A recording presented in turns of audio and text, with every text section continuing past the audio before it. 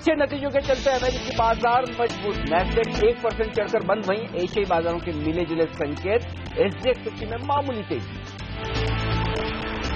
Tata sons के chairman पद से हटाए गए साइरस मिस्त्री 4 महीने के लिए रतन टाटा बने अंतरिम चेयरमैन।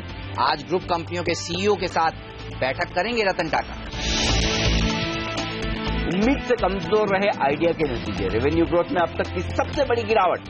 आज भारतीय एयरटेल के आएंगे नतीजे, टैरिफ में कटौती से दबाव की आशंका। Axis bank, HDFC bank, Kotak Mahindra bank समेत आज निफ्टी की 8 कंपनियों के नतीजे।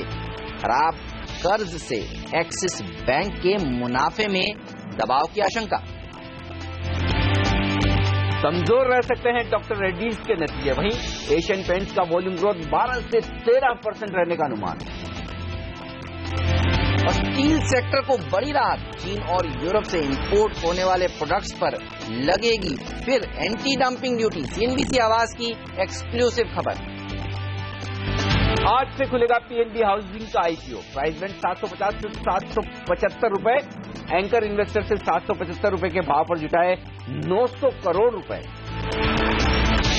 The banks invoking their powers under the contract, converting a part of their debt into equity, taking control of those units, and appointing a management team. और कर्ज में डूबी स्टील, पावर और शिपिंग कंपनियों का सरकारी कंपनियां करेंगी अधिग्रहण। वित्त मंत्री ने कहा, बैंकों के लिए कर्ज वसूली का रास्ता अब होगा आसान।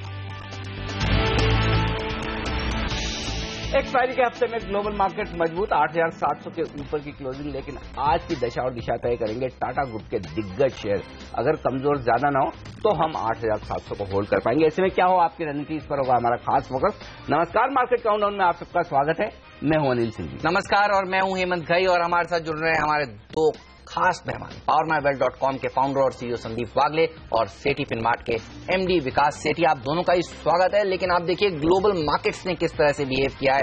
ओवरनाइट यूएस में तेजी देखने को मिली, और ये तेजी इसके बावजूद थी जब डॉलर 9 महीने के हाईस पर पहुंच गया, जब कच्चे तेल में आप देखिए गिरावट देखने को मिल रही है। दोनों फैक्टर्स वहां के लिए अच्छे नहीं है, लेकिन उसके बावजूद तेजी हुई, ये अच्छी बात है।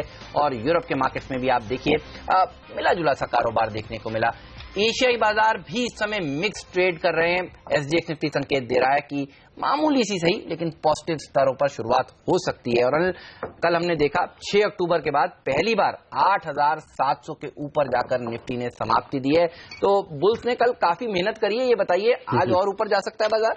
जाना चाहिए था। अगर टाटा ग्रुप की ये खबर नहीं आती तो शायद पक्के तौर पर हम इस मजबूती को और आगे बढ़ाते हैं। और आप एक्सपायरी के हफ्ते की अगर आप दमदार शुरुआत कर लें और ग्लोबल संकेत अच्छे हो तो उससे बढ़िया बात कोई होती नहीं। और इसी वजह से हम बार बार हेमंत यही बात करते हैं कि कुछ ऐसी खबर जो आपको हमें पता नहीं वो आ जाए तो बाजार का मूड खराब करती है। अदरवाइज बाजार का ट्रेंड और बाजार का स्ट्रक्चर काफी मजबूत था, इसमें कोई डाउट नहीं। तो आज देखना होगा। बट हाँ, एक बात तय है कि अब भी निफ्टी की ट्रेडिंग रेंज वही 8,650 8,750 के बीच में दिख रही है। हाँ, जो ट्रेडिंग रेंज है वो धीमे धीमे थोड़ी सी ऊपर की तरफ शिफ्ट होती हुई दिख रही है। ये एक संकेत है। तो ऐसे में हो सकता है अगर आज कमजोर शुरुआत हो तो शायद खरीदारी का मौका बनता हुआ नजर आएगा। ऐसे में आपको बाजार की चाल के विपरीत ट्रेड करना होगा। और कल भी अगर आपने उस तरह का ट्रेड लिया तो दोनों तरफ ट्रेडिंग के मौके बने, और आज भी मुझे लगता है दोनों तरफ ट्रेडिंग के मौके बनेंगे। और अगर आप दोनों तरफ ट्रेड नहीं कर सकते हैं तो फिर आपके लिए एक ही सिंपल तरीका है कि फिर आप कैश मार्केट के स्टॉक्स में खरीदारी करें। जो काफी ट्रेडर्स ऐसे होते हैं जो शॉर्ट करना नहीं जानते, शॉर्ट करने में डर लगता है, तो फिर आपके लिए फिर यही मौका है कि लॉन्ग करना है तो कैश मार्केट के स्टॉक्स में लॉन्ग करें। जहां तक ना बाजार का सवाल है, अगर टाटा ग्रुप के शेयरों में कमजोरी की वजह से बाजार नीचे खुले तो 8,650 8,675 वो रेंज है जहां खरीदारी का बेहतरीन मौका है। 25 पॉइंट नीचे 8,625 पर स्टॉप लॉस लगा लेना चाहिए। 8,700 से 8,750 की रेंज में निफ्टी फिर से ऊपर की तरफ जाते हुए नजर आएगा। और अगर मजबूत शुरुआत हो और पहले ऊपर चले जाएं तो 8,750 के जितने नजदीक शॉर्ट करेंगे सेफ रहेंगे। 25 ही पॉइंट की रिस्क रखिए, ज्यादा बड़ी नहीं, 8,775 की और 8,700 नीचे का लक्ष्य होगा। तो वैसे ब्रॉडली मार्केट मजबूती की तरफ ज्यादा नजर आ रहे हैं, कमजोरी कम दिख रही है। न्यूज और इवेंट्स की वजह से कमजोर हो जाए तो एक अलग बात है। बैंक निफ्टी बेहतरीन मजबूती कल फिर से दिखाई और एक अच्छा ब्रेकआउट होता हुआ दिखा, लेकिन बैंक निफ्टी अब जिन लेवल्स पर पहुंच रहा है वो बेहद अहमियत वाले हैं और वो है 20,000 के 20,000 के लेवल पर बैंक निफ्टी में कॉल्स में हाईएस्ट ओपन इंटरेस्ट बना हुआ है। एक्सपायरी का हफ्ता है, अच्छी तेजी हो चुकी है। निफ्टी में 3 दिग्गज बैंक्स के आज नतीजे हैं, तो ऐसे में 20,000 को पार करना आसान नहीं होगा। हो सकता है लेकिन आसान नहीं होगा। तो ऐसे में 17,700 और 20,000 इस निफ्टी की ट्रेडिंग रेंज पर, बैंक निफ्टी की ट्रेडिंग रेंज पर नजर रखें। तो जितना आप 17,700 के नजदीक खरीदेंगे सेफ रहेंगे और 20,000 के आसपास एक बार प्रॉफिट बुकिंग कर लें। फर्ज करें अगर आज बैंक निफ्टी 20,000 के ऊपर क्लोज हो तो फिर बैंक निफ्टी में लाइफ टाइम हाई बहुत जल्दी आपको आते हुए नजर आ सकते हैं, जो कि 20,500 के आसपास के हैं। तो मेरा कहना ही होगा 19,800 के आसपास बैंक निफ्टी में खरीदारी करें, 100 पॉइंट का स्टॉप लॉस लगा लें, 19,900 और 20,000 का लक्ष्य रखें। और अगर शॉर्ट करना चाहें, एग्रेसिव ट्रेडर हैं तो बेहद स्ट्रिक्ट स्टॉप लॉस के साथ शॉर्ट करें, वो होगा 20,000 का। नीचे 19,800 19,700 के आसपास आप अपनी शॉर्ट पोजीशन को कवर कर सकते हैं। मैं पॉजिटिव हूं छोटे मझोले शेयरों पर, टेलीकॉम शेयरों पर और टाटा ग्रुप के शेयरों पर थोड़ा बहुत आज दबाव दिख सकता है। जैसे टाटा मोटर और टीसीएस, ये दो ही ऐसी दिग्गज कंपनियां हैं निफ्टी में जो बड़ा वेटेज निफ्टी में रखती हैं और आज इनकी ओपनिंग इंपॉर्टेंट होगी। देखिए हम इस पर विस्तार से बात करने वाले हैं कुछ ही देर में। हम आपको ये भी बताएंगे ब्रोकरेज हाउसेज का क्या व्यू बन रहा है। कल साइरस मिस्त्री को जिस तरह से बाहर का रास्ता दिखाया गया, 4 महीने के लिए रतन टाटा जी को इंटरिम चेयरमैन बनाया गया, इस सब पर विस्तार से बातचीत होगी। लेकिन सबसे पहले एफआईआई का डेटा। देखिए एफआईआई का डेटा निराश करने वाला है। पिछले 10 दिनों में मैं देख रहा हूं 7 दिन एफआईआई ने बिकवाली करी है और इसके विपरीत देखिए पिछले 10 के 10 दिन हर रोज घरेलू संस्थागत निवेशकों ने खरीदारी करी है। 4,900 करोड़ रुपए की अगर ये खरीदारी नहीं की होती तो बाजार काफी नीचे आ चुके होते। तो सैल्यूट करना चाहिए डीआईएस को। बिल्कुल, और यही वजह है हेमंत, देखिए कल के सेशन में भी 2.3% से ज्यादा मजबूत स्मॉल कैप इंडेक्स बंद हुआ और मिड कैप इंडेक्स वाले कल लाल निशान में था, लेकिन बढ़ने वाले शेयरों की तादाद ज्यादा थी। कुछ रिजल्ट्स वाले स्टॉक्स ऐसे थे जो ज्यादा गिरे। तो इसीलिए जहां पैसा बन रहा है वहीं फोकस करिए। जहां घरेलू फंड पैसा लगा रहे हैं वो मिड कैप्स और स्मॉल कैप्स हैं, वहीं पर आप फोकस करिए, वहीं पर पैसा लगाइए। जहां तक डेटा का सवाल है, मुझे कैश मार्केट के डेटा से ज्यादा दिक्कत मुझे स्टॉक फ्यूचर्स की बिकवाली से है। देखिए लगातार दूसरा सेशन है जब स्टॉक फ्यूचर्स एफआईज बेच रहे हैं और स्टॉक फ्यूचर बेचना अच्छा संकेत नहीं है। इंडेक्स में कोई भी ट्रेड एफआई का होता है तो वो हेजिंग के लिहाज से होता है या बाजार पर शॉर्ट टर्म व्यू के लिहाज से होता है, लेकिन स्टॉक पर जो एक्शन होता है वो पोर्टफोलियो पे या इन्वेस्टमेंट के लिहाज से किया जाता है। तो जब कैश मार्केट में भी बेच रहे हैं, इंडेक्स फ्यूचर्स भी बेच रहे हैं, तो इसका मतलब ये क्या एफआईज प्रॉफिट बुकिंग करने के मूड में है। अब रीजन कुछ भी हो सकता है, कमजोर नतीजे या फिर कुछ और।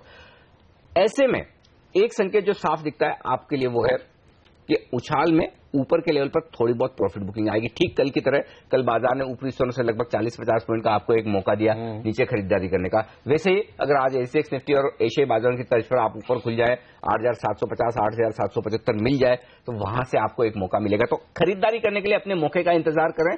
और दूसरा तरीका सिंपल है जो मैंने पहले भी कहा, अगर आप सिर्फ खरीदारी करना जानते हैं तो मिड कैप और स्मॉल कैप शेयरों में ही करें। अच्छा ये बताइए एफएनओ का डेटा क्या कह रहा है? थोड़ा सा बुलिश सिग्नल्स वहां पे मिल रहे हैं, लग रहा है एक्सपायरी थोड़ी ऊपर हो सकती है। एक्सपायरी अभी भी खराब होगी ऐसा तो नहीं दिख रहा, और जो हम अब तक व्यू बनाए हुए कि 8,600 के नीचे की एक्सपायरी नहीं दिख रही, वो आज भी व्यू बहुत परफेक्ट है, कायम है कि 8,600 के नीचे की एक्सपायरी अभी तक तो नहीं दिख रही। 58 लाख शेयरों का ओपन इंटरेस्ट है 8,600 के पुट पर, तो मुझे लगता है वो आसानी से टूटेगा नहीं। कोई बड़ी खबर चाहिए, टाटा ग्रुप जैसी खबर से वो नहीं टूटने वाला, वो बहुत दूर है। तो उस लिहाज से अभी भी 8,600 की एक्सपायरी इंटैक्ट है, लेकिन ऊपर कितना जा सकता है अहमद, वो भी बहुत क्लियर दिख रहा है। ये कल ही डेटा में हुआ है, 9,000 पर हाईएस्ट ओपन इंटरेस्ट कॉल्स में था, इसलिए मैं बार बार कह रहा था कि ऊपर का पता नहीं चल रहा है कितना तक जा सकते हैं। लेकिन अब ये चीज बहुत क्लियर दिख रही है कि ऊपर का लेवल भी, पहला जो अहम लेवल है वो है 8,800 का। तो बहुत साफ रेंज नजर आ रही है एक्सपायरी के हफ्ते की 8,600 8,800, क्योंकि 9,000 के तुरंत बाद अगर हाईएस्ट ओपन इंटरेस्ट कहीं है तो वो 8,800 के कॉल्स में। तो आप ये मानकर चलें कि बहुत अच्छे संकेत होंगे तब भी आप 8,800 के ऊपर शायद एक्सपायरी न दें, बहुत खराब संकेत होंगे तो भी 8,600 के नीचे एक्सपायरी न दें, तो शायद अब से लेकर गुरुवार तक ये 200 पॉइंट की ट्रेडिंग रेंज में बाजार ज्यादा ऊपर नीचे हो सकते हैं। लेकिन हाँ, ये बात कह सकता हूं कि अगर आपने 8,600 को तोड़ा तो तुरंत आपको 8,500 आता हुआ दिखेगा, और 8,800 के पार जाकर टिक गए तो फिर सीधा 9,000 आएगा। तो अप साइड में 200 पॉइंट का गैप मिल सकता है, डाउन साइड में 100 पॉइंट का मिल सकता है। तो ये एक संकेत साफ दिख रहा है। तो 200 पॉइंट का गैप मिले, 9,000 का स्तर दिखे तो दिवाली बाजार में मनती हुई दिखे, यही बुल्स चाहते हैं। लेकिन एक बात देखिए अच्छी ये रही है कि ग्लोबल क्यूज को आराम से घरेलू संस्थागत निवेशकों ने पचा लिया है। घरेलू संस्थागत निवेशकों ने जिस तरह से खरीदारी करी है पिछले 10 दिन लगातार एफआईएस की सेलिंग के सामने, ये एक बहुत सराहनीय बात है। तो फिर क्या बुल्स का पलड़ा भारी है? और पूछते हैं वागले साहब से, क्या उनको लग रहा है कि 7,800 तक निफ्टी आ सकता है, 8,700 तक माफ कीजिएगा निफ्टी आ सकता है? वागले साहब गुड मॉर्निंग, बताइए कैसे ट्रेड करेंगे आज आप निफ्टी को? Good morning Hemant, good morning Anil ji. पहले तो मुझे इतनी स्ट्रेंथ 9000 तक की स्ट्रेंथ नहीं लगती, ये मैं पहले बता दूं, लेकिन इतनी वीकनेस नहीं लगती कि 8600 तोड़े। तो 8600, 8800 ये एक सीमित दायरा होगा। एक्सपायरी की आप बात करेंगे, आप एक दो दिन में मुझे ये सवाल पूछेंगे तो मैं इसका जवाब पहले दे दूं। मुझे लगता है 8700 के आसपास ये होगा। तो ट्रेंड पॉजिटिव है लेकिन मोमेंटम नहीं है, तो उस हिसाब से आपको स्टॉक स्पेसिफिक व्यू लेना होगा। जो हम पिछले 3, 4, 5 दिनों से कहते आ रहे हैं, ये एक सीमित दायरा है 50-100 पॉइंट का, और ये शायद एक टेपिड एक्सपायरी होगी। कुछ एक्सपायरी में काफी मोमेंटम आता है, कुछ एक्सपायरी में एकदम साइडवेज मुंह चलती है। मुझे लगता है ये वो साइडवेज वाला होने वाला है मामला। और दिवाली भी है तो ज्यादा इंटरेस्ट नहीं है, शायद वो ज्यादा सेंटिमेंट के तौर पर है। तो स्टॉक स्पेसिफिक व्यू होगा। और बैंक निफ्टी 19,550 20,050, मुझे नहीं लगता है 20,000 के पार बैंक निफ्टी सस्टेन करेगा। चलिए, तो 20,000 के ऊपर बैंक निफ्टी का जाना मुश्किल, और आज के लिए टारगेट्स हैं 87-80 तक के निफ्टी पर। ये राय निकल कर आ रही है। वागले साहब कह रहे हैं कि स्टॉक्स पर नजर होनी चाहिए। हमारे साथ विकास सेठी जी भी जुड़ चुके हैं, उनसे भी पूछेंगे कौन से शेयरों पर वो बुलिश है। लेकिन लेंगे एक छोटा सा ब्रेक, और ब्रेक के बाद सबसे पहले हम चर्चा करने वाले हैं टाटा ग्रुप के शेयरों की। आज इन शेयरों में आपको किस तरह का एक्शन देखने को मिलेगा? अगर ये दबाव के साथ खुलें तो क्या खरीदारी करने के ये बेहतरीन मौके हैं, या फिर 4 महीने तक जब तक सक्सेसर का अनाउंसमेंट नहीं हो जाता टाटा समूह में, यहां पर हैंगओवर बना रहेगा? इस सब पर बात करेंगे ब्रेक के बाद। ब्रोकरेज हाउसेस का व्यू भी देंगे आपको इस कॉर्पोरेट डेवलपमेंट पर। आप बने रहिए हमारे साथ।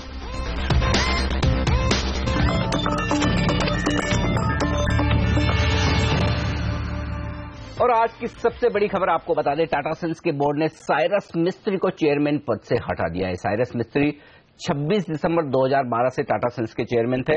टाटा सन्स के बोर्ड ने रतन टाटा को अंतरिम चेयरमैन नियुक्त किया है, और अब नए चेयरमैन के सिलेक्शन के लिए एक कमेटी का गठन किया गया है। यह कमेटी अगले 4 महीनों में नया चेयरमैन नियुक्त करेगी। सिलेक्शन कमेटी में रतन टाटा के अलावा वेणु श्रीनिवासन, अमित चंद्रा, रोनेन सेन और कुमार भट्टाचार्य शामिल है।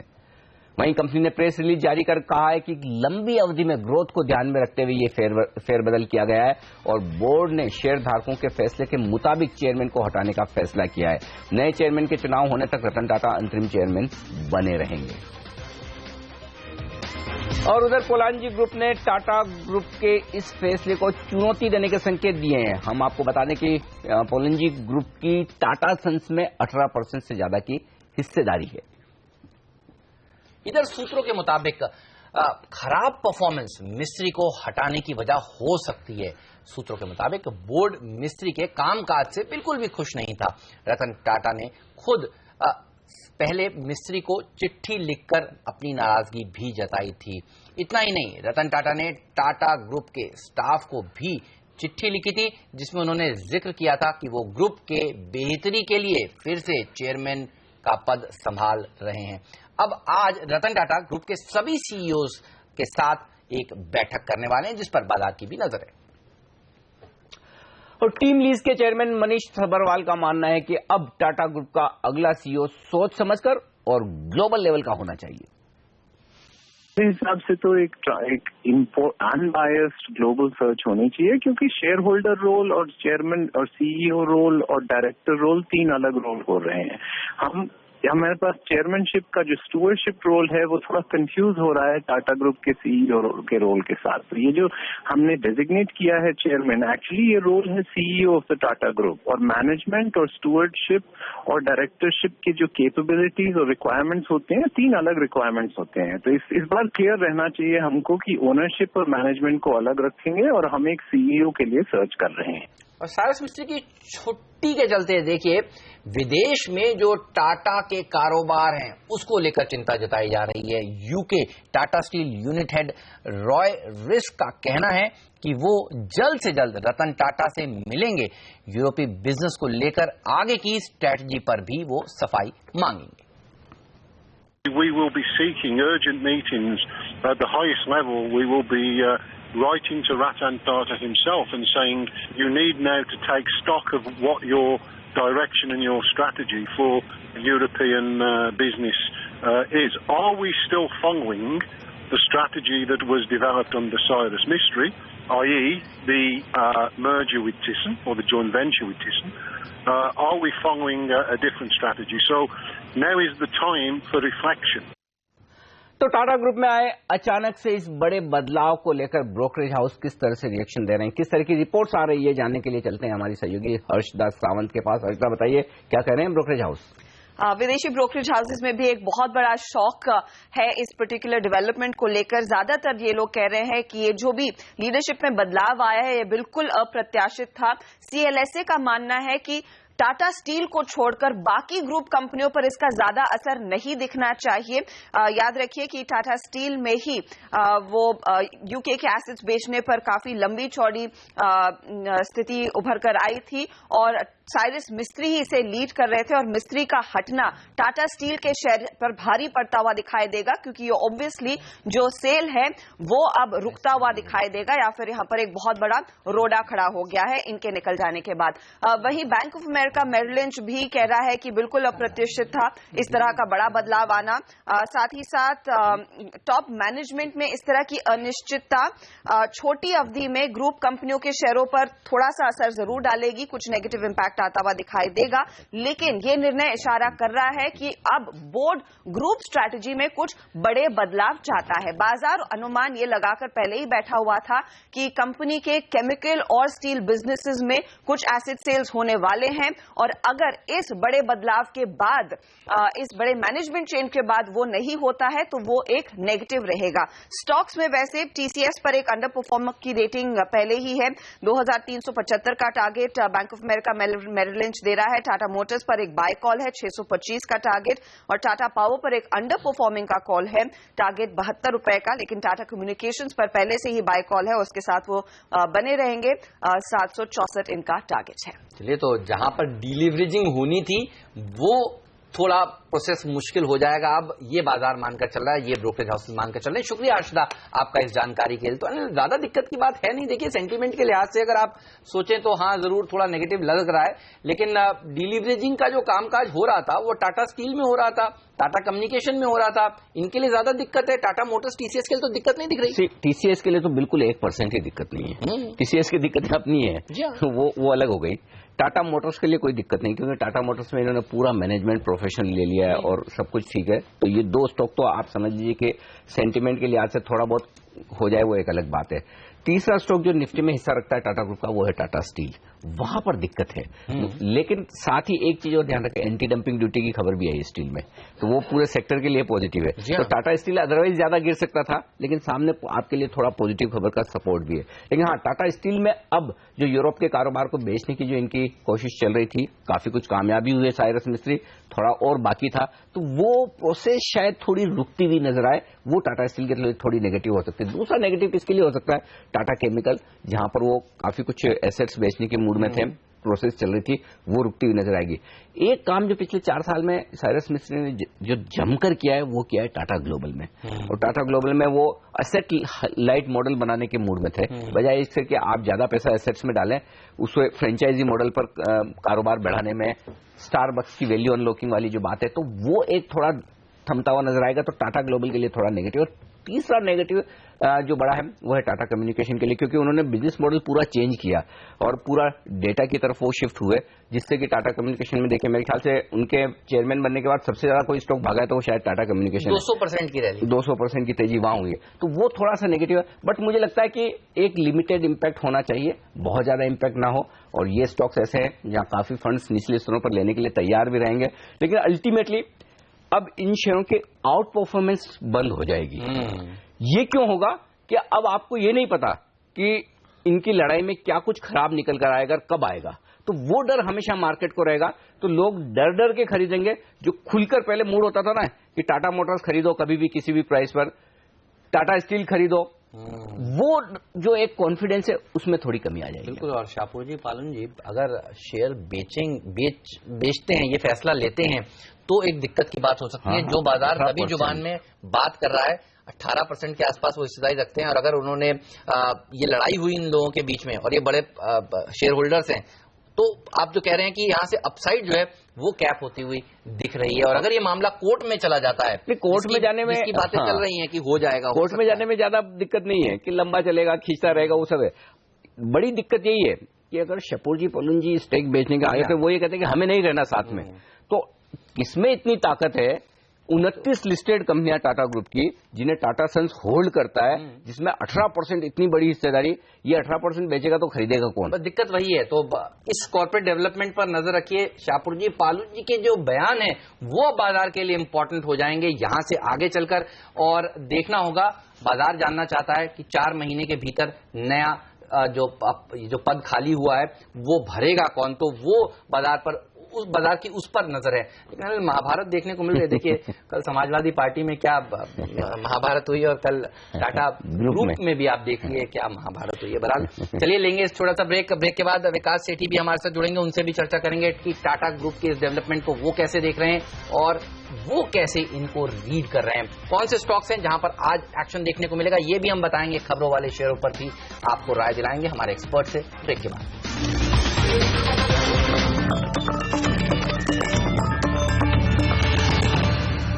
स्वागत है आप सभी का सीएनबीसी आवाज पर। ब्रेक से पहले हम चर्चा कर रहे थे टाटा ग्रुप के स्टॉक्स पर। चलिए एक और राय आपको दिलाते हैं। संदीप बागले साहब तो हमारे साथ थे, विकास सेठी जी भी जुड़ चुके हैं। विकास जी हाय, गुड मॉर्निंग। बताइए आप कैसे रीड कर रहे हैं इन सरप्राइजिंग मूव्स को जो कल देखने को मिले?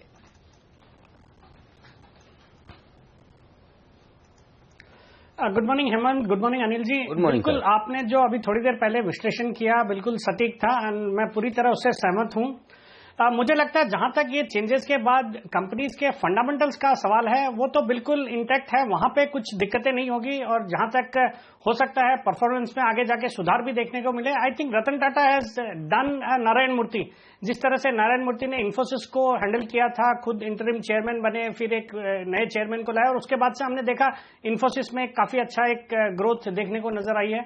तो वैसा ही कुछ परफॉर्मेंस के लिहाज से कोई दिक्कतें नहीं है, बट जो आप भी बता रहे थे जो एक कॉर्पोरेट बैटल की जो आशंका है जिसके कारण से बिल्कुल दबाव रह सकता है, अगर सामने शाहपुर पैलेंजी ग्रुप अगर स्टेक सेल की बातें करते हैं या फिर ये अगर लिंगर ऑन होता है तो डेफिनेटली उसके कारण बिल्कुल दबाव देखा जाना चाहिए। और बाकी ग्रुप की कंपनियों में जैसे कि टाटा स्टील पे बिल्कुल एक अच्छा एक असर आज देखने को मिलना चाहिए, टाटा कम्युनिकेशन पे मिलना चाहिए। बाकी जो दिग्गज दोनों कंपनियां हैं, टाटा मोटर्स है, टीसीएस है, उन पे कोई खास इंपैक्ट नहीं होगा। बट मेरी राय में अगर आपका लंबी अवधि का नजरिया है और गिरावट आती है तो प्योरली ऑन परफॉर्मेंस या फंडामेंटल पॉइंट ऑफ व्यू से तो बिल्कुल स्टॉक में खरीदारी करनी चाहिए। बट अगर ये कॉर्पोरेट बैटल अगर लिंगर ऑन होती है और अगर उससे कुछ बिल्कुल इश्यूज रहते हैं तो डेफिनेटली इस पूरे ग्रुप को एक बार के लिए अवॉइड करना पड़ेगा और दूसरी जगह देखना पड़ेगा। ओके, तो ये है आज ग्रुप को लेकर राय विकास की। लेंगे एक छोटा सा ब्रेक और ब्रेक के बाद लौटेंगे, बताएंगे आपको वो स्टॉक्स जहां पर आज आपके लिए ट्रेडिंग के मौके बन सकते हैं। हमारे एक्सपर्ट्स की टॉप ट्रेडिंग पिक्स इस ब्रेक के बाद।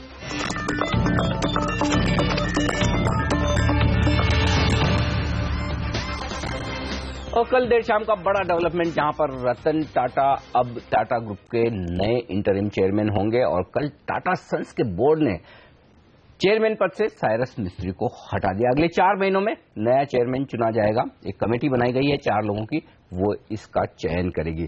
लेकिन काफी कुछ आगे मामले बढ़ने वाले हैं, ये बात साफ नजर आ रही है। एक बड़ा बैटल हो सकता है, जानने की कोशिश करते हैं किस तरह से ये मामला आगे बढ़ेगा और इसमें लीगल एंगल्स क्या हो सकते हैं। सेबी के पूर्व एग्जीक्यूटिव डायरेक्टर और कॉर्पोरेट वकील आरएस लूना साहब हमारे साथ कार्यक्रम में शामिल हो रहे हैं। लूना साहब गुड मॉर्निंग, स्वागत है आपका सीएनबीसी आवाज पर। जो खबरें आ रही है वो ये कि शाहपुर पलुंजी ग्रुप जो 18% हिस्सेदारी रखता है टाटा सन्स में, वो चुनौती देने वाला है इस फैसले को, लीगल चुनौती देने की तैयारी उनकी चल रही है। आप बताएं क्या कुछ हो सकता है, क्या एक बड़ा केस है साइरस मिस्त्री के पास, शाहपुर पलुंजी ग्रुप के पास कि वो इस फैसले को चुनौती दे?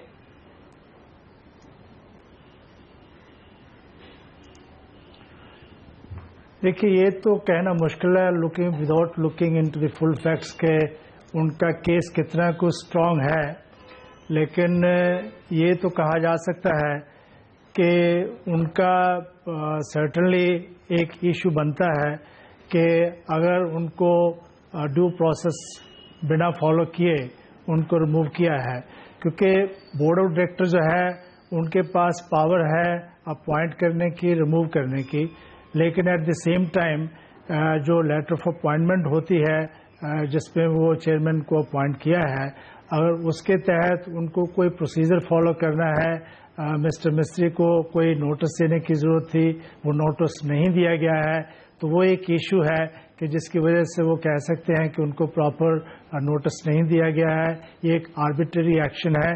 तो accordingly he can question all this because it's not only a simple issue removing a person as chairman, it also has a lot of relationship with his credibility, his reputation. तो ये सब इशू जो हैं उठते हैं, तो वो certainly अगर चाहे तो इनको उठा सकता है. और जैसे कि हम देख रहे हैं कि सारा मामला जो है वो एक एमिकेबल एटमॉस्फेयर में सेटल नहीं हुआ है, क्योंकि अगर एमिकेबल एटमॉस्फेयर में सेटल होता तो शायद साइरस मिस्त्री अपने आप ही रेजिग्नेशन दे देते और एक ग्राउंड तैयार कर देते कि टाटा ग्रुप जो है वो अपने आप एक नया और चेयरमैन ढूंढे. लेकिन उन्होंने क्योंकि रिजाइन नहीं किया और उनको रिमूव किया गया, तो इस बात से साफ यही होता है कि कोई ना कोई तरीके से बैटल तो होने वाली है. तो आपको लग रहा है कि ये जो मामला है ये आगे लंबा खिंच सकता है, लूना साहब, कोर्ट में जा सकता है? क्योंकि देखिए टाटा ट्रस्ट ने पूर्व वित्त मंत्री चिदम्बरम जी से पूछा था कि क्या वो सही तरीका है निकालने का, और साफ तौर पर ये भी कल चर्चा चल रही थी कि फॉर्मर सॉलिसिटर जनरल मोहन पराशरन जी से भी बातचीत हुई थी. तो एक तरह से कह सकते हैं टाटा ट्रस्ट तो तैयार था और इसीलिए उन्होंने ये सारी फील्डिंग करी थी. आपको लग रहा है क्या कि अब ये मामला कोर्ट में पहुंचेगा और लंबी बैटल हो सकती है?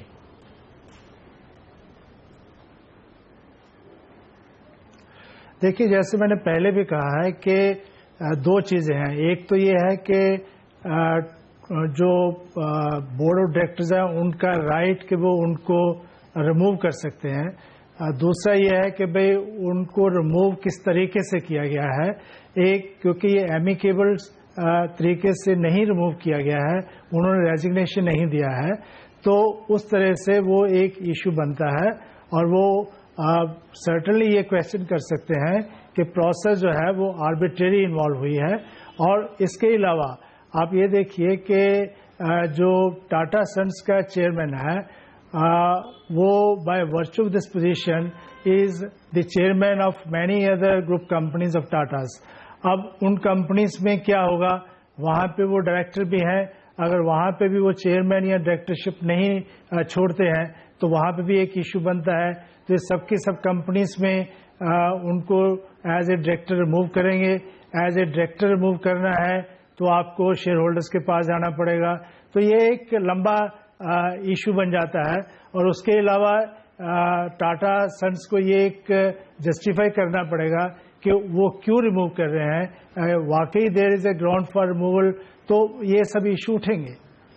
सर, आप तो क्योंकि सेबी में एग्जीक्यूटिव डायरेक्टर भी रहे हुए हैं, वकील भी है, तो दोनों आपका एक्सपीरियंस जोड़ते हुए जो मैं सवाल आपसे पूछना चाहता हूं, क्या इसमें बड़े कॉर्पोरेट गवर्नेंस के सवाल उठते हैं?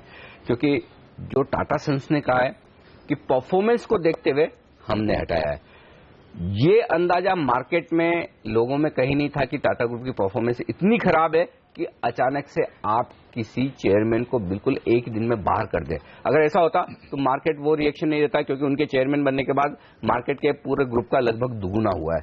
तो क्या कुछ ऐसे सवाल हैं, कुछ ऐसे इश्यूज हैं जो छुपे हुए हैं जिन पर कॉर्पोरेट गवर्नेंस को लेकर सवाल उठते हैं, जो अब तक कभी टाटा ग्रुप पर उठे नहीं?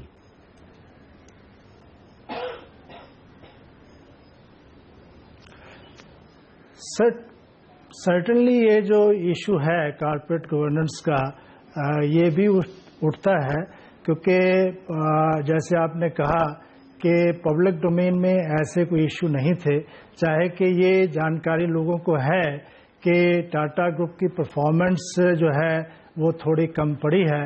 उनका रेवेन्यू जो है, जैसे for instance I understand from $1.5 billion से 1.3 US डॉलर्स हुआ है. उनकी डेट लाइबिलिटी जो है वो भी काफ़ी सब्सटेंशियली राइज हुई हैं. लेकिन एट द सेम टाइम जो स्टॉक्स हैं उनकी प्राइस जो है वो बढ़ी हैं. तो ये एक कम्प्लेक्स इशू है कि चाहे कि टर्नओवर उनका कम हुआ, उनके प्रॉफिट जो है वो कम हुए, डेट लाइबिलिटी ज़्यादा हुई, लेकिन स्टॉक मार्केट में जो उनकी प्राइस है शेयर्स की वो इन एनी केस बढ़ी ही है. तो इन्वेस्टर्स को उसमें कोई नुकसान नहीं हुआ है. ये अलग बात है कि at corporate level, at group level of Tata, उनकी एक अलग सोच हो सकती है कि ग्रुप को आगे लेके जाना है। और ग्रुप की प्रॉब्लम्स भी हैं, जैसे कि हम सब जानते हैं डोकोमो के साथ उनका इशू चल रहा है। डोकोमो ने आर्बिट्रेशन में मोर देन $1 बिलियन का क्लेम डाला हुआ है। टाटा मोटर्स में इश्यूज हैं, टाटा टेलीकॉम में इश्यूज हैं।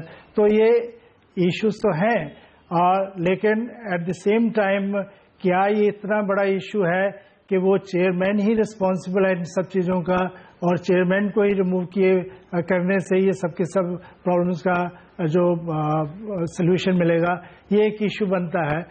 तो देखिए उसमें कैसे कोर्ट्स कैसे व्यू लेती हैं। बिल्कुल, चलिए तो देखना होगा ये मामला आगे किस करवट जाता है और कोर्ट में क्या लंबी लड़ाई होती है। शुक्रिया आपका लूना साहब आज इस चर्चा में शामिल होने के लिए। वैसे अनिल आप देखिए, कुछ लोग कह रहे हैं 15 दिन का समय नहीं दिया, लेकिन फैसला तो बोर्ड ने ही लिया है, वोटिंग हुई है। 6 लोगों ने वोट डाला कि इनको हटाना चाहिए, 2 लोगों ने अपने वोट नहीं डाले, तो यूनानिमस बोर्ड का फैसला था। हालांकि हाँ, कुछ लोग कह सकते हैं 15 दिन का समय नहीं दिया, अच्छा दे भी देते तो उसके बाद तो बोर्ड को तो यही फैसला लेना था। अब ये तो जहाँ झगड़े होते हैं वहाँ मामला बिगड़ता ही है, तो और ये हुआ है, और इतने बड़े ग्रुप में इतने बड़े लेवल पर हुआ है, तो बातें बिगड़ेंगी।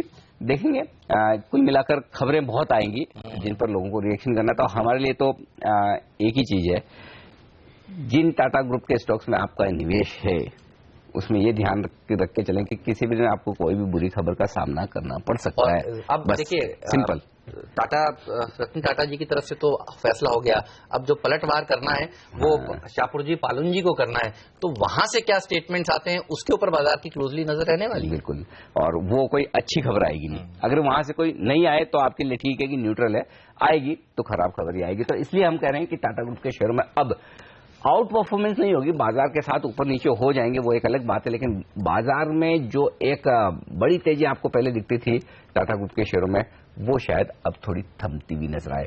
फिलहाल तेजी और मंदी दोनों ही संकेत नहीं मिल रहे हैं। SGX निफ्टी से 2 अंक नीचे बिल्कुल शांत कारोबार करता हुआ दिखा है, वो भी तब जबकि एशिया बाजार कमोबेश मजबूती के साथ कारोबार कर रहे हैं। ऐसे मिलेंगे एक छोटा सा ब्रेक, और ब्रेक के बाद अब पूरा फोकस नतीजों पर।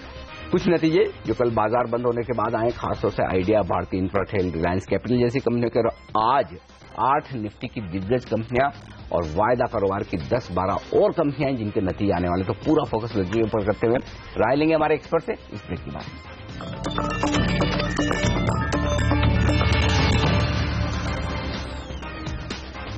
स्वागत है आप सभी का CNBC आवाज पर। आप देख रहे हैं मार्केट काउंटडाउन। कल बाजार बंद होने के बाद आइडिया ने डिसअपॉइंट किया है। पहले एक्सपेक्टेशंस भी थी कि खराब नंबर्स आएंगे, लेकिन आप देखिए रेवेन्यू में 2% की गिरावट, प्रॉफिट आफ्टर टैक्स 60% गिर गया है। विकास, कल डेज लो पर क्लोज हुआ, 4% की बड़ी गिरावट। ये बताइए क्या और नीचे जा सकता है ये?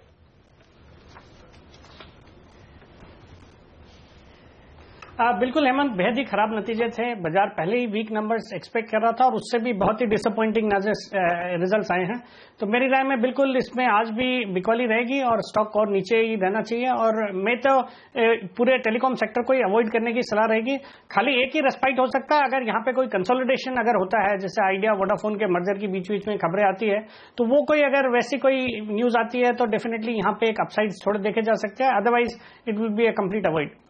अरे ये तो हाल है तब है जब अभी तक तो रिलायंस जियो का कंपटीशन शुरू नहीं हुआ है। रेवेन्यू ग्रोथ के लिहाज से इतने खराब नंबर। और अच्छा, पिछले महीने के जो सब्सक्राइबर्स एडिशन जो हुए थे उसको देख के लग रहा था कि शायद इतनी बुरी परफॉर्मेंस ना आए, लेकिन उसके बावजूद जो परफॉर्मेंस आई है वो बड़ी डराने वाली है एक्चुअली। और आज भारतीय एयरटेल में पता नहीं फिर क्या होगा। तो आइडिया ने मूड तो खराब कर दिया पूरी तरह से। लेकिन एक और स्टॉक जिसके नतीजे कमोबेश ठीक दिख रहे हैं, रिलायंस कैपिटल, मुनाफा फ्लैट है, बाकी फ्रंट पर नतीजे अच्छे, लेकिन कुछ प्रोविजनिंग की भी बात की जा रही है। विकास, अगर आपने विस्तार से नतीजों को देखा हो तो बताएं, रिलायंस कैपिटल क्या कहेंगे आप?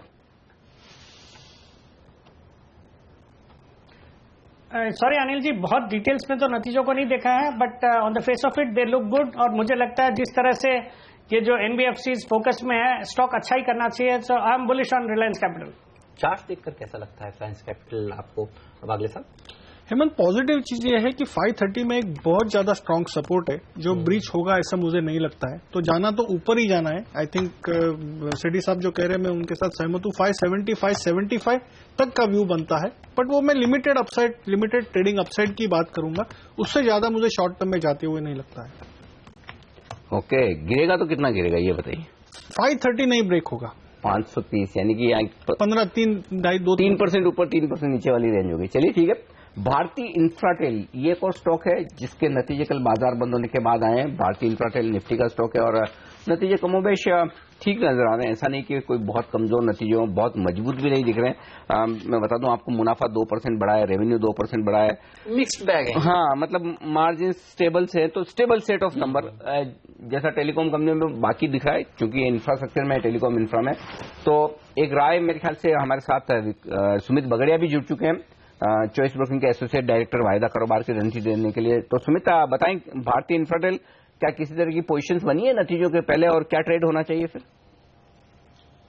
अनिल, स्टॉक एक रेंज में चल रहा है इंफ्राटेल का स्टॉक। ये स्टॉक ने नीचे में 350 और ऊपर में 385 390 के आसपास का एक रेंज बना हुआ है। तो फिलहाल ये नीचे का सपोर्ट लेके अभी ऊपर जाने की कोशिश कर रहा है। तो शायद देयर इज अ पॉसिबिलिटी कि एक छोटा सा मूव देखने को मिल सकता है। कोई बड़ी रैली या बड़ा मूव तो नहीं दिख रहा है काउंटर के अंदर, बट ये ऊपर में इमीडिएटली एक बार 380 तक जा सकता है। और ओवरऑल इसमें तेजी तभी देखने को मिलेगी जब ये 385 390 के लेवल्स ब्रेक करता है, और नीचे में मंदी भी बड़ी तभी देखने को मिलेगी जब ये 350 के नीचे ब्रेक होता है। तो इस रेंज में घूम रहा है। आई थिंक अगर ये 365 370 के बीच में अगर किसी ने बाय करना है तो बाय कर सकते हैं। 350 का स्टॉप लॉस होगा और ऊपर में 380 85 तक के टारगेट्स हो सकते हैं। तो 5,000 करोड़ रुपए का जो कैश रहता है ना, जो लोग इस कंपनी को ट्रैक करते हैं, वो कैश दरअसल इन्वेस्टर्स को थोड़ा सपोर्ट देता है। तो भारतीय इंफ्राटेल आज नजर रहेगी। लेकिन एक कंपनी जिसने पिछले क्वार्टर में अच्छा प्रदर्शन दिखाया था और वो प्रदर्शन जारी है, वो है रैलिस।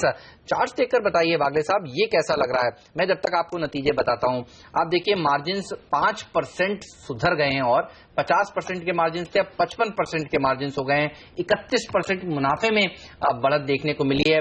रैलिस हालांकि टाटा ग्रुप की कंपनी और टाटा ग्रुप की कंपनियों के लिए खबरें तो कुछ खास अच्छी नहीं है, लेकिन अगर केवल नतीजों को देखें तो नतीजे अच्छे दिख रहे हैं। चार्ट कैसे लगते हैं आपको? हेमंत, इसको मैं माइल्डली पॉजिटिव कहूंगा। ऐसा कोई खराब नहीं है जिससे स्टॉक गिरे। मुझे नहीं लगता ये 230 228 का स्ट्रॉन्ग सपोर्ट ब्रेक करेगा, लेकिन अपसाइड 245 246 जो कि 10 रुपया ऊपर 4-5% की ट्रेडिंग अपसाइड, उतना ही मुझे दिखता है। अगर उसके ऊपर क्लोज होता है तो फिर मैं 270 की बात करूंगा, जो फिलहाल मुझे चार्ट्स में नजर नहीं आ रहा है। तो बहुत तेजी नहीं होगी, लेकिन नतीजे ठीक है। लगातार दूसरी तिमाही जब नतीजे थोड़े ट्रैक पर आते हुए दिख रहे हैं। पिछली तिमाही से सुधार शुरू हुआ था और स्टॉक प्राइस में भी सुधार तभी से शुरू होना हुआ।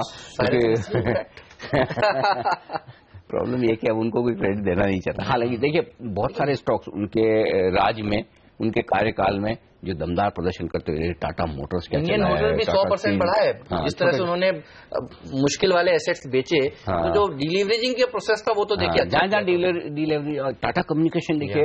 अच्छा, टाटा ग्लोबल ऐसा सुस्त शेयर जिसमें सब कुछ है, टाटा है, स्टारबक्स है, चाय का अच्छा कारोबार है, अच्छी रिटेल चेन है, उसके बावजूद ये शेयर हिलता नहीं था।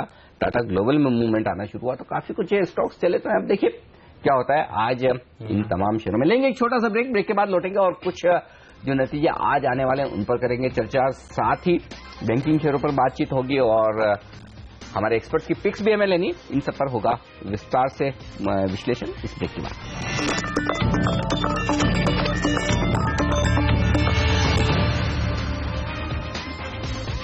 स्वागत है आप सभी का सीएनबीसी आवाज पर। स्टील, पावर और शिपिंग सेक्टर के डूबे कर्ज पर सरकार ने एक बड़ा फैसला लिया है। कल देर शाम बाजार बंद होने के बाद ये खबर आई है कि सरकार ने बैंकों से जानबूझ के कर्ज ना चुकाने वाली कंपनियों पर कब्जा करने को कह दिया है। जी हां, बैंक इन कंपनियों के कर्ज को इक्विटी में बदल पाएंगे और इन कंपनियों के प्लांट का मैनेजमेंट सरकारी कंपनियों के हाथ में दिया जाएगा। हालांकि जो कंपनियां वाकई कर्ज चुकाने में सक्षम नहीं है और जिनका लोन एनपीए होने की आशंका है, उनके लिए लोन रिस्ट्रक्चरिंग का विकल्प भी दिया जाएगा। वित्त मंत्री ने खुद क्या कहा इस बैठक के बाद, आइए आपको सुनाते हैं। This will necessarily involve the banks invoking their powers under the contract, converting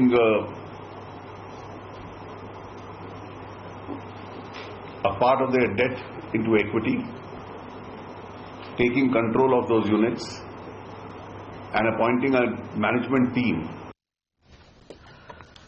तो ये राय वित्त मंत्री की, और ये एक कर्ज में डूबी हुई कंपनियां जो खास तौर से अपने एसेट्स बेचकर कर्ज कम करना चाहती हूं, उनके लिए बड़ी राहत की बात होगी, क्योंकि सरकारी कंपनियां अब उनकी मुश्किल में पड़ी हुई एसेट्स खरीद सकती हैं, तो खरीदार मिलेंगे नहीं, क्योंकि अब तक की दिक्कत यह थी कि इन्हें कोई लेना नहीं चाहता था। अच्छा, बैंक्स भी कहते थे हमने कर्ज दे रखा है, हम इसे इक्विटी में तब्दील कर लें, हमारे पास ये एसेट्स आ जाएंगे तो हमसे कौन खरीदेगा, और बैंक्स तो चला नहीं सकते, तो सरकारी कंपनियां इन एसेट्स को ले लेंगी, तो मोनेट इस्पात, उत्तम गैल्वा, भूषण स्टील, वीजा स्टील, ये तमाम कंपनियां हैं। न सिर्फ स्टील बल्कि हेमंत, मैं कहूंगा कि पावर, शिपिंग और सारे जो जहां भी मतलब, हाँ जहां भी मतलब जिन कंपनियों ने बड़े कर्ज ले रखे, मुझे लगता है एक ये सबसे ज्यादा पॉजिटिव तो बैंक्स के लिए, जी हाँ, क्योंकि सीडीआर और एसडीआर की प्रोसेस होने के बाद होता ये था कि बैंक्स इक्विटी में कन्वर्ट कर रहे हैं लोन को, कंट्रोल ले रहे हैं, किसी प्रोफेशनल को चलाने के लिए दे रहे हैं, क्योंकि अगर वो कंपनी चला पाते तो फिर प्रमोटर ही चला लेते हैं। बैंक के लिए कंपनी चलाना आसान नहीं है,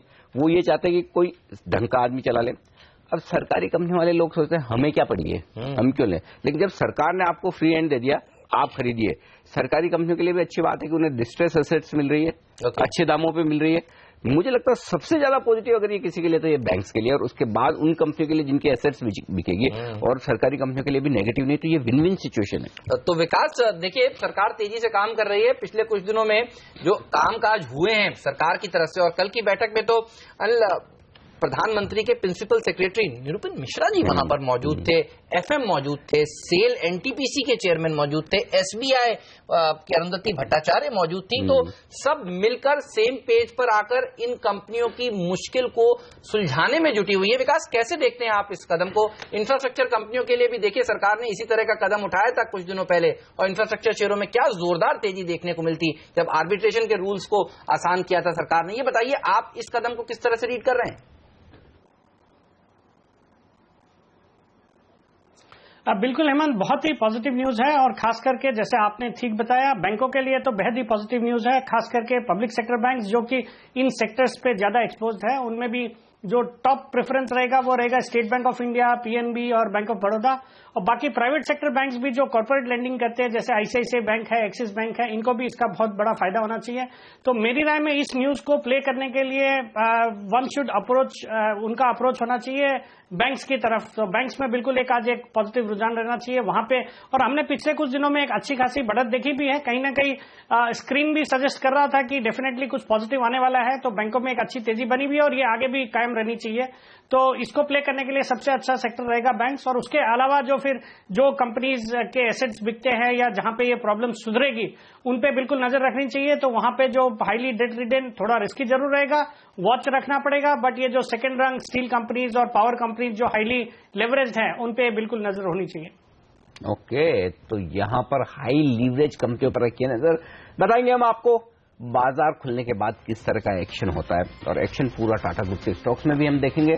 नतीजों के लिहाज से कई सारे स्टॉक्स जिन्होंने कल बाजार बंद होने के बाद पेश किया, आज है लंबी लिस्ट, तो भरपूर एक्शन बाजार का शुरू होने वाला है अब से कुछ ही मिनटों में, जब हम आपके लिए लेकर आएंगे प्री ओपनिंग सेशन, रुपए की शुरुआत, स्टॉक 2020 का अपडेट, और 9:15 से भरपूर एक्शन कंटिन्यूस ट्रेडिंग सेशन का। कहां बन रही है पोजीशंस, कहां हो रहे हैं बड़े सौदे, और कौन से स्टॉक्स दिखा रहे हैं मूव, और आज सुबह शुरुआती 15-20 मिनटों में कहां है आपके लिए ट्रेडिंग के मौके दिन भर के लिए। पहला सौदा का पूरा एक्शन इस छोटे से ब्रेक के बाद।